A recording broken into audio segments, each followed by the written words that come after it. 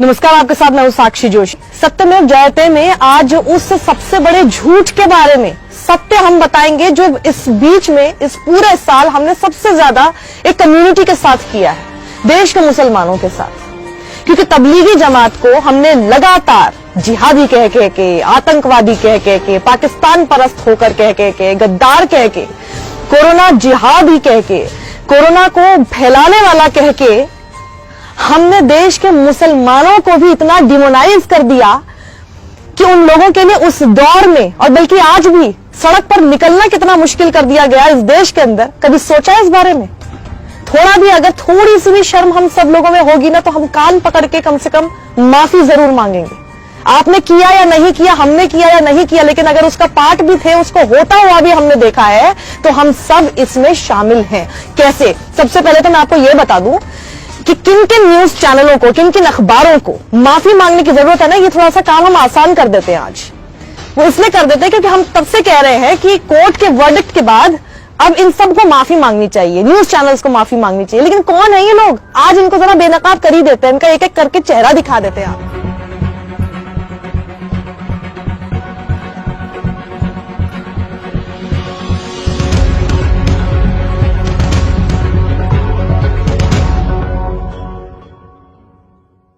सबसे पहले तो मिलिए इस आदमी से आप।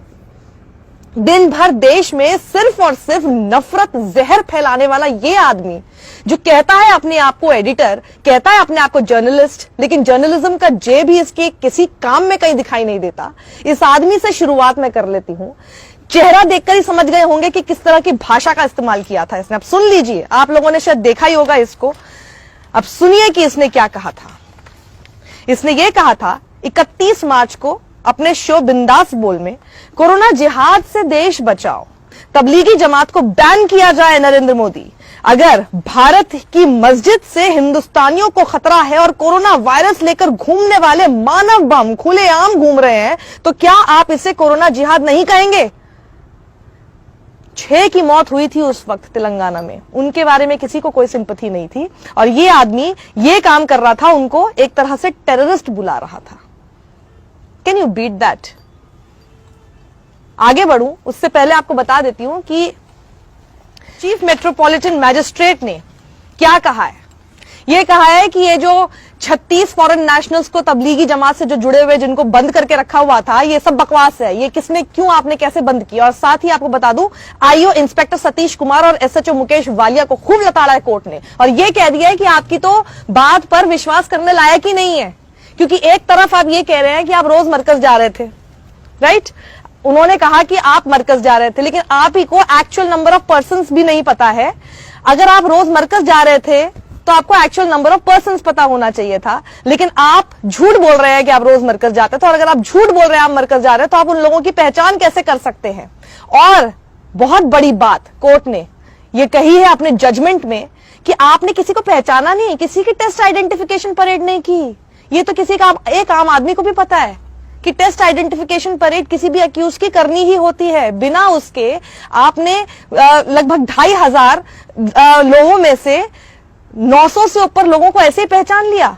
नहीं, कोर्ट ने यह माना है और कहा है कि आपने गृह मंत्रालय की तरफ से प्रोवाइड की गई लिस्ट के आधार पर चेरी पिक कर लिया कहीं को, जो उस वक्त थे भी नहीं, उस कहे हुए उस समय के अंतराल में वो वहां पर मौजूद भी नहीं थे। कितना बड़ा घोटाला था ये, क्यों किया गया, किसके कहने पे किया गया, गृह मंत्रालय का इसके अंदर क्यों इन्वॉल्वमेंट था? क्या ये एक तरह से एक धर्म को डिमोनाइज करके अपनी जो खामियां थी, जो आप हैंडल नहीं कर पा रहे एक पैंडेमिक के समय पर, आपने उसको छुपाने की कोशिश की और उसका हथियार एक तरह से आपने बनाया? सारे न्यूज चैनल्स और अखबार को, पूरी मीडिया मशीनरी से उसका इस्तेमाल किया गया।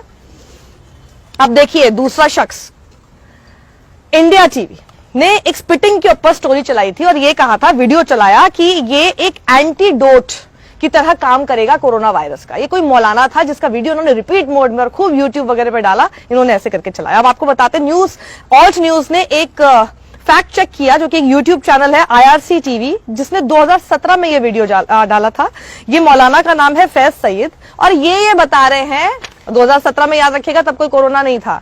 तो ये तब अगर वीडियो बनाया गया था, वो ये कह रहे हैं बेसिकली एक जेस्चर था, स्पिटिंग, थूकना एक जेस्चर के तौर पे था, असली में थूकना नहीं। वो बेसिकली वो ये होता है कि वो एक इस तरह की प्रीचिंग दे रहे थे कि अगर अंदर कोई इविल थॉट्स आती हैं, शैतान आपके अंदर घर करने लगता है, आपको ऐसा फील होने लगता है, तो उसमें सबसे अच्छा तरीका है कि उस वक्त आप एक जेस्चर के तौर पर साइड में से थूक दे, तो उससे क्या होता है कि वो शैतान निकल जाता है। जैसे हम कभी किसी को नजर लगते हैं, हम नहीं कहते थू थू थू थू थू, बिल्कुल कहने वाली बात वो जेस्चर जैसी है। उसको इन्होंने इस तरह से पोर्ट्रे किया। सोचिए, ये हमारे देश के न्यूज चैनल है, ये हमारे देश का जर्नलिज्म है। बताइए, तीसरा number TV9 Bharatvarsh. TV9 Bharatvarsh ने एक वायरल वीडियो चलाया था मुस्लिम वेंडर का, आपको याद होगा, जो कि अपने अंगूठे को उस वक्त लिक कर रहा था और फ्रूट्स बेच रहा था। इस तरह का एक वीडियो आया था और ये कहा गया था कि ये कोरोना अपराधी है और ये जानबूझकर ऐसा कर रहा है, बिना ये सब चीजें देखे कि आपने ये देखा भी कि ये कब का वीडियो है। कोई भी कुछ भी व्हाट्सएप पे वायरल आ जाता है, सब व्हाट्सएप यूनिवर्सिटी के छात्र बने हुए हैं। मध्य प्रदेश की सरकार ने, मध्य प्रदेश की पुलिस ने वहां पर FIR भी कर दी उस आदमी के खिलाफ जिसका नाम शेरू खान था। पता चला कि ये वीडियो तो फरवरी का है। फरवरी में तो हमारा देश भी पैंडेमिक से नहीं लड़ रहा था, ये तब का है। लेकिन उस वेंडर को जरूर पता है कि कोरोना कैसे फैलाना है। ये इनका हाल है। चौथी जिसने गलती की और जिसको अब माफी मांगनी चाहिए, दोबारा से सुरेश चौहान के आ गए। उसी शाम को जो मैंने आपको पहले बताया, उस दिन उन्होंने कोरोना जिहाद के नाम से शो चला दिया। अब देखिए, जी न्यूज का ताल ठोक के, बड़ी ताल ठोकते हैं ये। इन्होंने वसीम रिजवी को बिठा लिया, जो कि चेयरमैन है यूपी शिया वक्फ बोर्ड के, जो पता है सबको कि बीजेपी की लाइन बोलते हैं। उन्होंने वहां आके बिना किसी सबूत के आके क्या क्लेम कर दिया, क्या दावा कर दिया कि कोविड-19 हैड बीन डेवलप्ड अमंग तबलीगीज।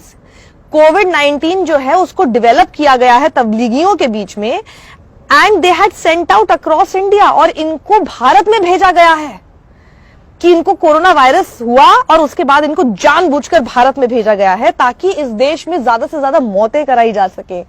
ये बिना किसी तथ्य के आधार पे इन्होंने ये बात क्लेम कर दी और ये सब लोगों ने उठा ली, और इसी के नाम पर आप लोगों को दिन भर भड़काया गया, बरगलाया गया। क्या दिल्ली को इटली बनाने की साजिश जी न्यूज ने चलाया? ये क्या दिल्ली को इटली बनाने की साजिश? क्या देश में कम्युनिटी ट्रांसमिशन की साजिश रची जा रही है?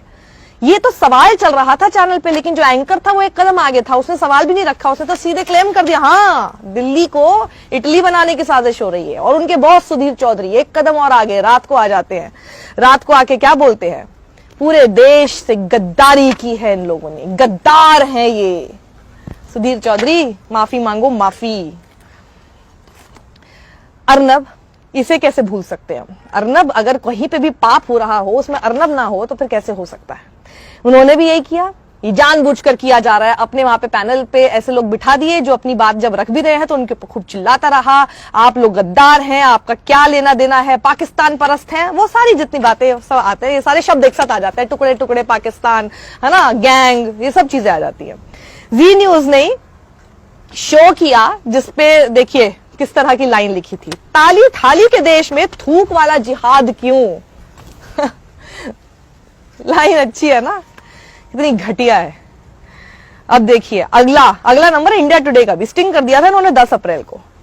दिल्ली और ग्रेटर नोएडा के इन्होंने 2 मदरसा दिखाए जिसमें इन्होंने ये क्लेम किया कि वहां पर वायलेशन करके, जो कोविड-19 की गाइडलाइंस है सरकार की, उसका वायलेशन करके अपने बच्चों को यहां पे छुपा के रखा हुआ है और मदरसा हॉटस्पॉट है ये, मदरसा जिहाद, मदरसा कोरोना हॉटस्पॉट, ये इन्होंने इसको क्लेम कर दिया।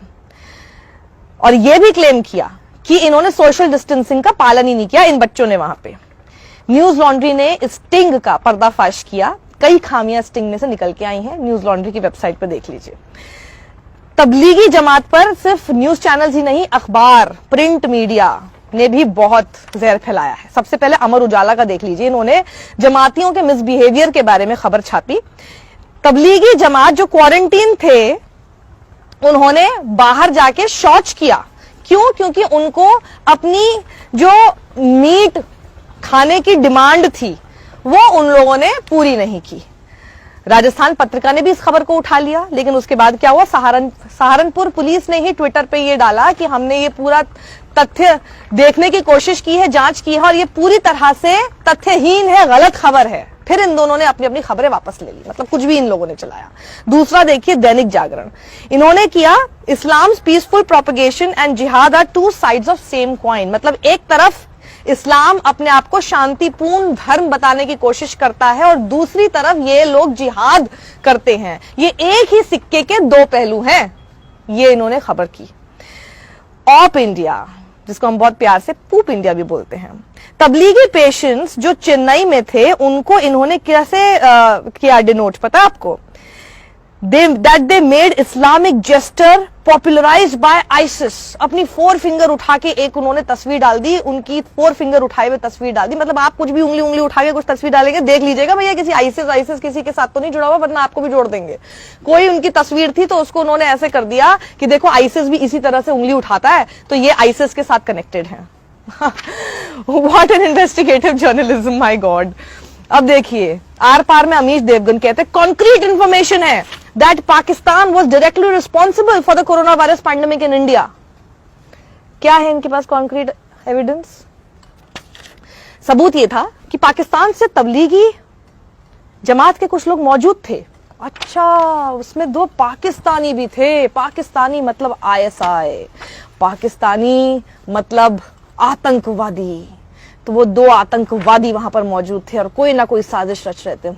अमीश देवगन, जबरदस्त जर्नलिज्म, वाओ।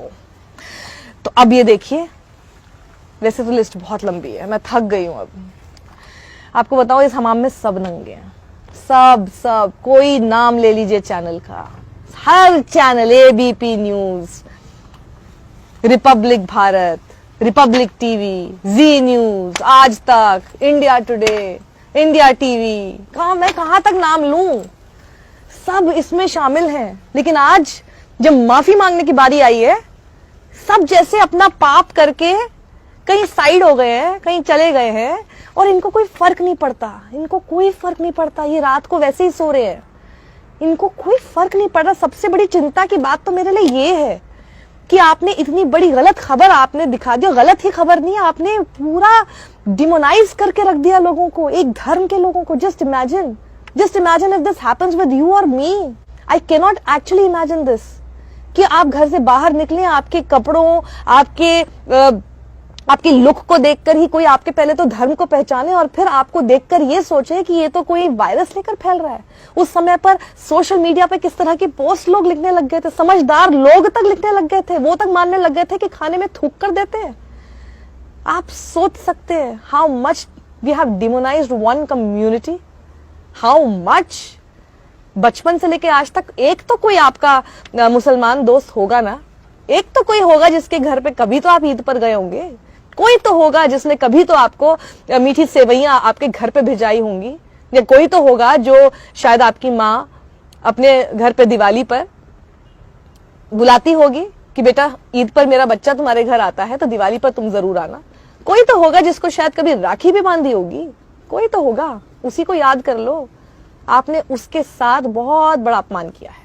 अगर आपके मन में थोड़ी सी भी शर्म है ना, आपने किया या नहीं किया, इसको ठीक कर सकते हैं तो करने की कोशिश कीजिए, वरना वो दिन बिल्कुल दूर नहीं है जैसे आज मुसलमानों के बाद अब सिखों के बारे में क्या क्या कहा जा रहा है। वो दिन दूर नहीं है जब आप भी उस फेहरिस्त में होंगे और उस वक्त, let me remind you once again, बहुत देर हो चुकी होगी, सॉरी, और उस वक्त मुझे आपसे कोई सिंपैथी भी नहीं होगी, बिल्कुल नहीं होगी, क्योंकि हम लगातार बताते रहे उस वक्त जागने का क्या फायदा जब आपके ऊपर बीती। उस वक्त जागिए ना जब दूसरे के साथ हो रहा है, तब हम कहेंगे ना कि हाँ कुछ तो है दम आपके अंदर। सोचिएगा इस बारे में जरूर। सत्यमेव जयते, like and subscribe, do share this. Thank you.